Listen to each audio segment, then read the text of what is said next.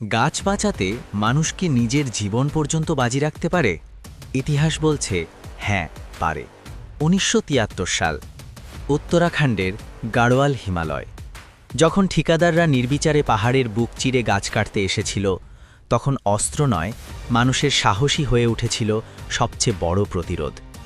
সুন্দরলাল বহুগুণা ও গৌরা দেবীর নেতৃত্বে গ্রামের সাধারণ মানুষ, বিশেষ করে মহিলারা, নীরবে কিন্তু দৃঢ়ভাবে রুখে দাঁড়ান। তাদের হাতে ছিল না কোনো লাঠি বা অস্ত্র, ছিল শুধু দুহাত আর অটল সংকল্প। একটি করে গাছকে তারা জড়িয়ে ধরেছিল বুকের সাথে। বার্তা ছিল একটাই, গাছ কাটতে হলে আগে আমাদের কাটতে হবে। এই চিপকো অর্থাৎ গাছকে জড়িয়ে ধরার আন্দোলনের সামনে শেষ পর্যন্ত হার মানতে বাধ্য হয় সরকার। নিষিদ্ধ হয় হিমালয়ের নির্বিচার গাছ কাটা। চিপকো আন্দোলন শুধু একটি প্রতিবাদ নয়, এটা আমাদের মনে করিয়ে দেয় প্রকৃতি বাঁচলে তবেই মানুষ বাঁচবে।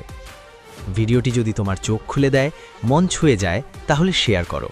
আর এমনই বিজ্ঞান, ইতিহাস আর বাস্তব জীবন ভিত্তিক গল্প পেতে সাবস্ক্রাইব করো সায়েন্স কোড বাংলা। বিজ্ঞান এখন পকেটে।